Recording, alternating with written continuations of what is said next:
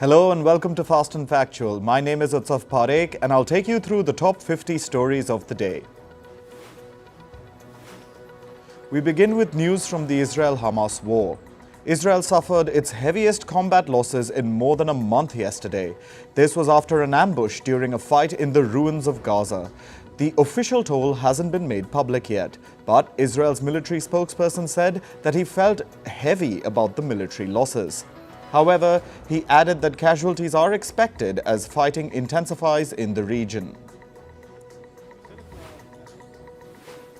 Israel has warned Lebanon-based Hezbollah to stay away from their shared border if it does not want to see Lebanon in ruins.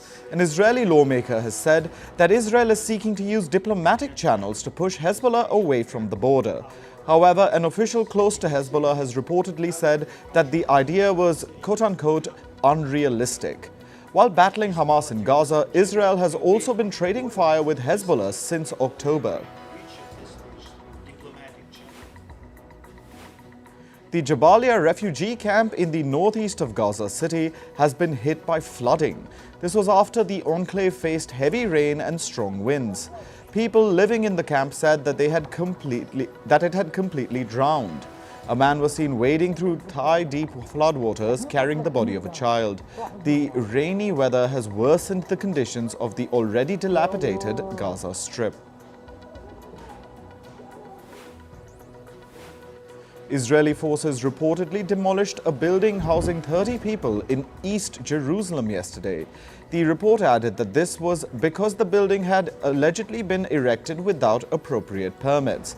However, rights groups say such permits are nearly impossible to obtain.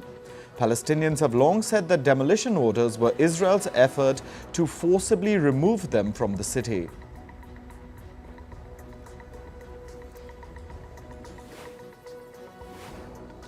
U.S. National Security Advisor Jake Sullivan will visit Israel on Thursday and Friday.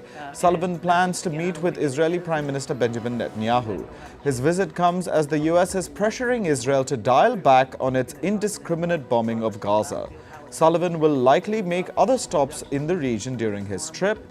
However, it is not clear which other countries he will visit. Dozens of pro-Palestinian protesters shut down a major freeway in the U.S. city of Los Angeles yesterday. They called for a ceasefire in Gaza.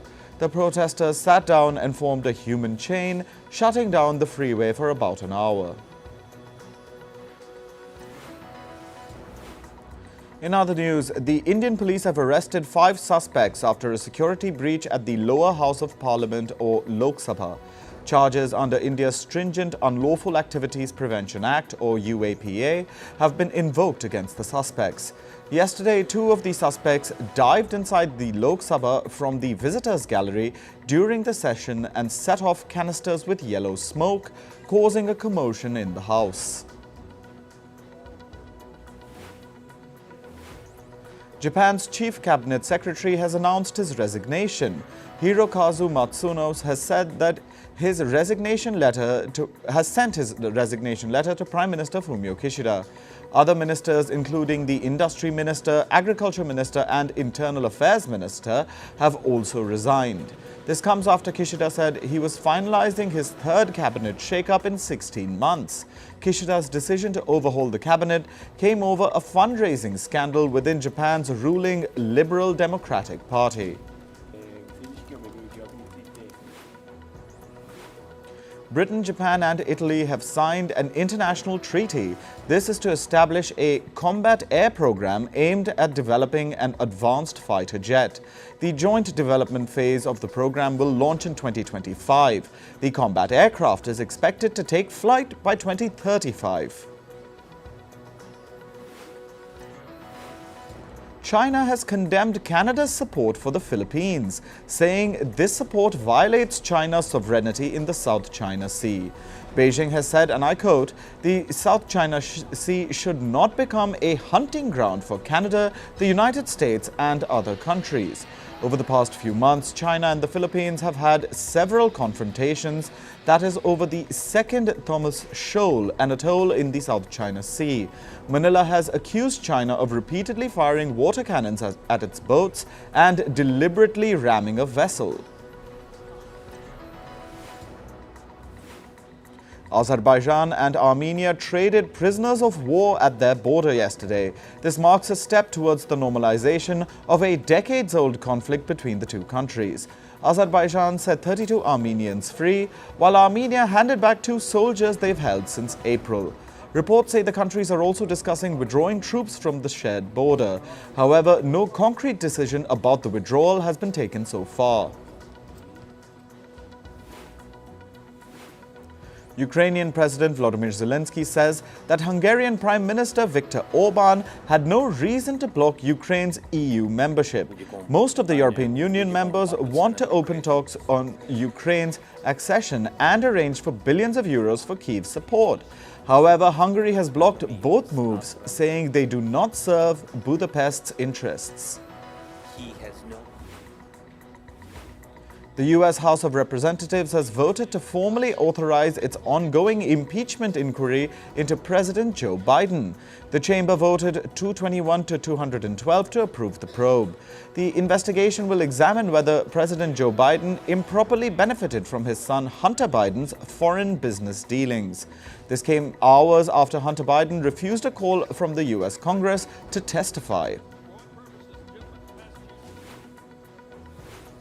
In climate news, the 28th session of the UN Climate Summit, or the COP28, concluded in Dubai on Wednesday.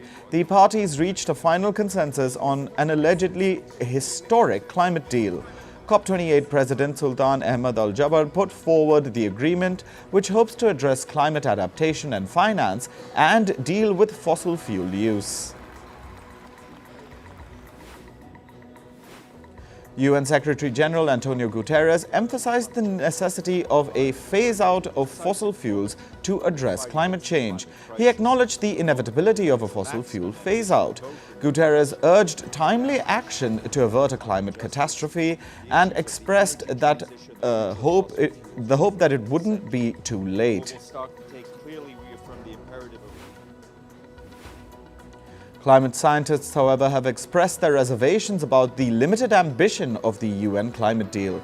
Critics argue that the agreement falls short of addressing the urgency of climate change and specific actions required to prevent it. One climatologist criticized the vagueness of the fossil fuel statement, saying it lacks clear, accountable boundaries for countries. Another climatologist condemned it as a compromise favoring short-term financial interests over global well-being. Indigenous people, frontline communities and climate justice groups are calling the COP28 agreement unfair and business as usual. Critics lamented the failure of wealthy polluters to address fairness and justice. The global stocktake at the UN talks focused on phasing out or down fossil fuels to combat global warming.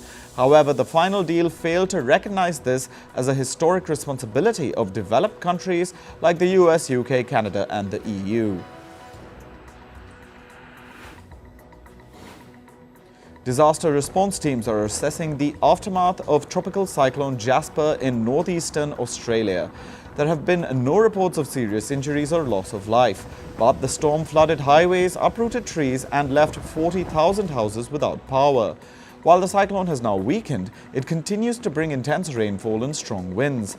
According to Australia's Bureau of Meteorology, Storm Jasper could intensify back to cyclonic strength over the weekend. The environmental activist group Greenpeace Australia has filed a lawsuit against Woodside Energy. The firm is an Australian petroleum exploration and production company. Greenpeace Australia alleges that Woodside deceived the public about its green initiatives. The lawsuit claims that Woodside's reported 11% reduction in direct carbon dioxide emissions is deceptive. This is because the company relies heavily on carbon offsets. Greenpeace says Woodside's carbon dioxide emissions actually rose by 3%. Greenpeace seeks a court ruling against this type of greenwashing and is demanding corrective actions and the prevention of future misleading claims. Torrential rain and strong winds struck Havana and western Cuba, leading to flooded streets and power outages. No deaths have been reported so far. 6 families were evacuated after a building collapsed, though. Cuba's meteorological department attributed the severe weather to a cold front and high humidity.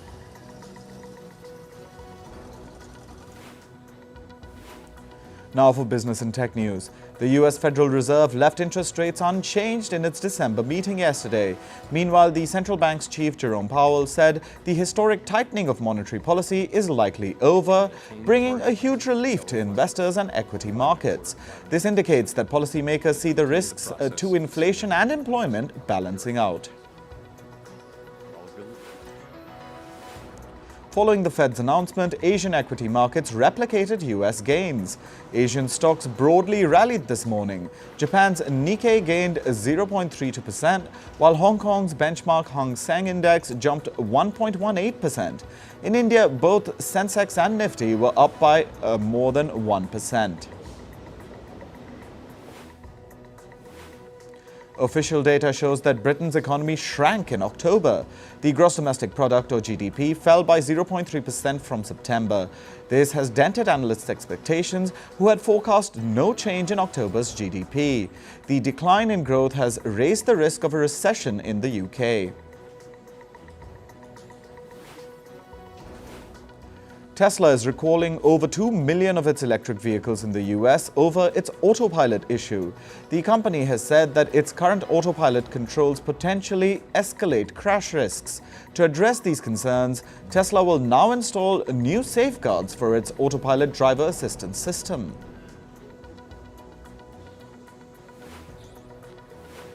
Pfizer expects to raise $8 billion in sales revenue in 2024. This is far below the $13 billion that analysts had foreseen. The company says that the drop is mostly due to declining demand for COVID-19 vaccines and treatment. The news of the weak forecasts sent Pfizer's share prices down by 7% yesterday. E-commerce platform Etsy has announced that it will slash 11% of its workforce. This will affect 225 people in the firm. Following the job cuts, the company's headcount will drop to 1,770 people. Etsy, which predominantly sells handcrafted goods, says that its decision comes amid weakening demand.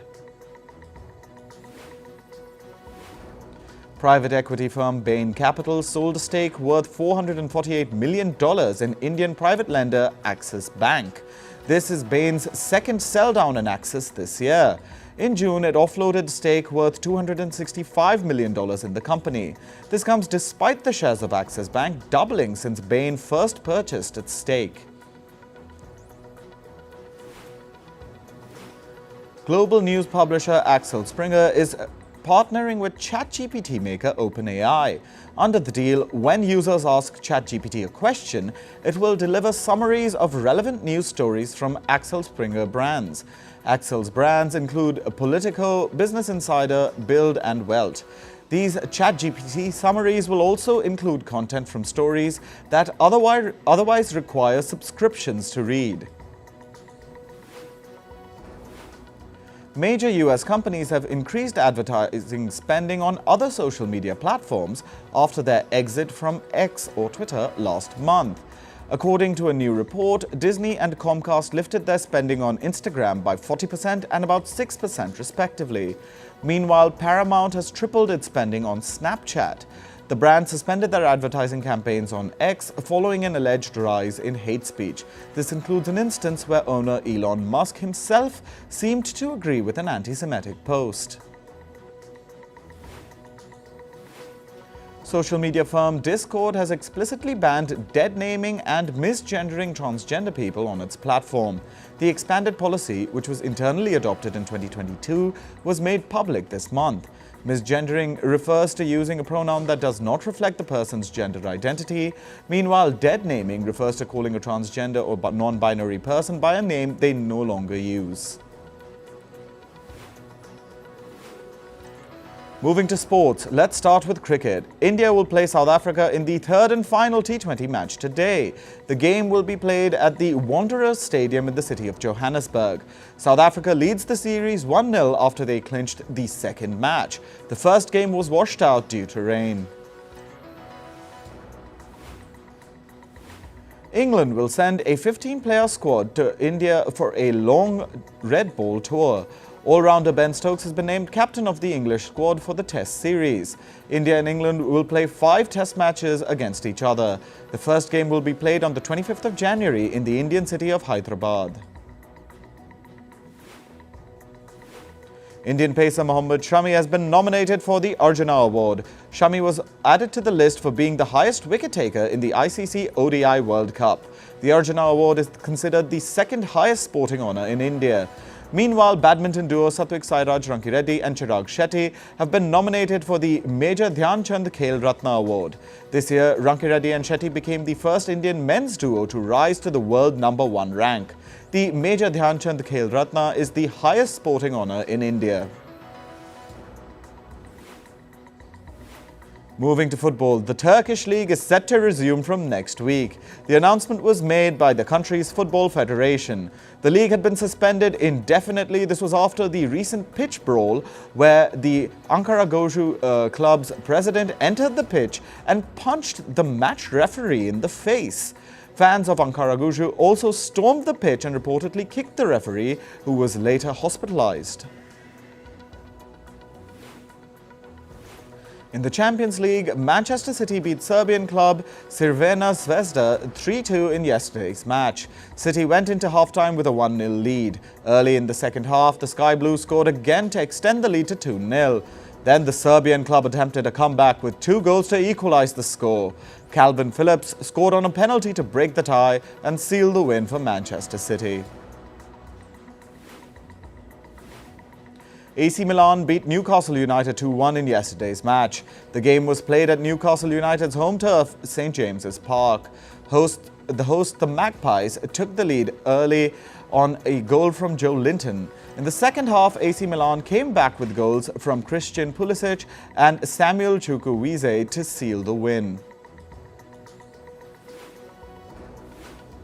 Belgian club Royal Antwerp stunned Barcelona with a 3-2 win in the Champions League. Antwerp took an early lead with a goal in just the second minute. Spanish giants Barcelona equalized in the 35th. In the second half, Antwerp scored again to take the lead. Barcelona scored a last-minute equalizer in the 90th. Then Antwerp came back with a winning goal 2 minutes into second half injury time. Barcelona have now lost 2 games in a row. French club Paris Saint-Germain drew 1-1 with German side Borussia Dortmund. The match was scoreless in the first half. Both teams scored a goal early in the second. Despite the draw, both PSG and Dortmund have advanced to the Champions League final 16 round. In basketball, Golden State Warrior forward Draymond Green has been indefinitely suspended by the NBA. This comes after Green punched his Phoenix Suns opponent Yusuf Nurkic in the face. Green was ejected from the match immediately. This was the 18th time that Green was ejected from a match for foul play. Spanish golfer Jon Rahm says he will stay away from public events. This comes after Rahm decided to join the Saudi-backed Live Golf League. The Spaniard says that he has been given strict instructions of not doing public events. Rahm was one of the most vocal opponents of the Live Golf and PGA Tour merger. He had vowed not to join Live Golf and is now facing criticism for the U-turn. In entertainment news, Barbie director Greta Gerwig has been named the jury president for the 2024 Cannes International Film Festival. She will be the head of the international jury that picks Cannes' Palme d'Or Award. The Palme d'Or is the highest prize awarded at the Cannes Film Festival. With this honor, Gerwig will be the first American female director to be the jury president at Cannes. The 77th Cannes Film Festival is scheduled to take place in May next year. Following the billion-dollar box office success of Barbie, the iconic American Girl dolls are preparing for their big-screen debut. According to reports, Mattel Films is planning a movie adaptation for the beloved 18-inch dolls. The film project aims to capitalize on the nostalgic appeal of the cherished American Girl dolls. Actor Nicholas Hoult has been confirmed as Lex Luthor in the upcoming movie Superman Legacy. James Gunn, the CEO of DC Studios, confirmed the news on social media. Gunn revealed that they all went out for a celebratory dinner. He also added that filmmakers are taking a unique approach to the character of Lex Luthor. Actor Timothée Chalamet has described the experience of portraying Willy Wonka in Wonka as both scary and freeing. The 27-year-old actor plays a younger version of author Roald Dahl's chocolate-loving inventor and magician. Wonka has been scheduled for a release in cinemas worldwide this month. Actor Anthony Anderson will host the 75th Annual Primetime Emmy Awards on the 15th of January next year. The ceremony will take place in Los Angeles. Anderson has expressed excitement about hosting the milestone 75th Emmys. Actor Jonathan Majors will not testify in his ongoing trial for alleged assault against his ex-girlfriend Grace Jabari. Jabari accuses Majors of assaulting her in a car on the 25th of March. The defense rested its case, calling only 3 witnesses on Wednesday. Closing arguments are scheduled for Thursday morning, U.S. time. The trial's outcome may be determined as early as tomorrow. American subscription streaming service Hulu has scrapped the development of a reality show featuring rapper Sean Combs' family. This move comes amidst multiple lawsuits alleging sexual assault against him.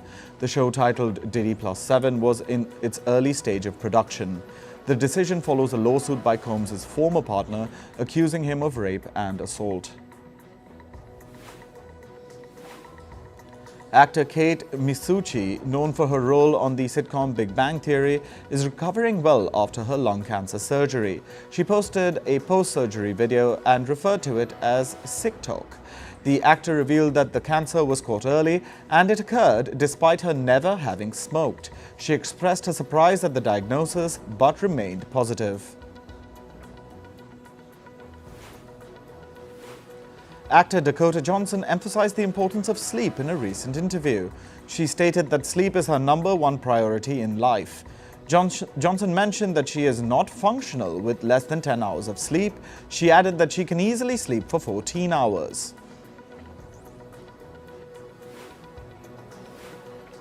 Comedian and writer Stephen Colbert returned to The Late Show after recovering from corrective surgery for a ruptured appendix. He has resumed hosting duties after 3 weeks. Colbert shared the details of his experience, which had led to blood poisoning and weight loss. He said he wasn't fully aware of the severity of his situation until the pain suddenly became unbearable. That's all for this episode of Fast and Factual. Thank you for watching. Stay tuned to Firstpost.